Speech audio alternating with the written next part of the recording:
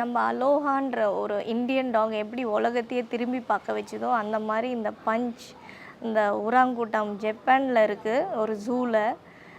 பார்த்தீங்கன்னா, இப்போது அவர் தான் வைரல். எல்லா இடத்துலையும் அவர் தான் இருக்கார். ஒரு பொம்மைய வச்சுக்கிட்டு. அது ஒரு 6 மாத குட்டி. அது வந்து ஒரு அம்மாவால் அபேண்டன் பண்ணது, ஒதுக்கப்பட்டதுன்னுவாங்க. அது பண்ணுற ஒரு விஷயம் பார்த்திங்கன்னா, நம்மளுக்கு ஆச்சரியமாக இருக்குது. அதே மாதிரி வந்து ரொம்ப அழ வைக்குதுன்னு சொல்லலாம்.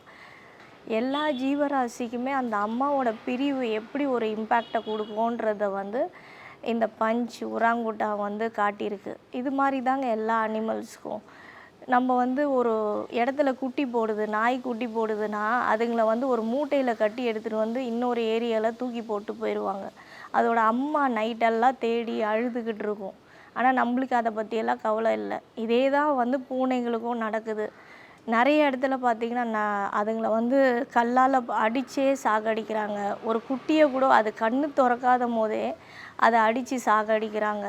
ஸோ என்ன மாதிரி மனிதர்கள் பார்த்திங்களா, அந்த மாதிரி உலகத்தில் தான் நம்ம வாழ்ந்துட்டுருக்கோம்னு நினைக்கும் போது எனக்கே ரொம்ப அசிங்கமாக இருக்குது. இந்த மாதிரி மிருகத்துங்கக்கிட்டேருந்து நம்ம நிறைய கற்றுக்க வேண்டியது இருக்குதுங்க. பாசம், அதுங்களோட அன்பு, பிரிவு எல்லாமே நம்மளும் கற்றுக்கணும். இன்றைக்கி அந்த உராங்குட்டான் வந்து வைரல் ஆனனால அதை வந்து எவ்வளோ செலவு பண்ணியும் வாங்கலான்ற அளவுக்கு பெரிய பெரிய ஆளுங்க வந்து அதை தத்தெடுக்கணும்னு முன் வராங்க. அது ஏன்னா அது ஃபேமஸ் ஆகிடுச்சு. அந்த மாதிரி கண்ணுக்கு தெரியாமல் நிறைய ஜீவன்கள் நம்மளுக்காக இருக்குங்க.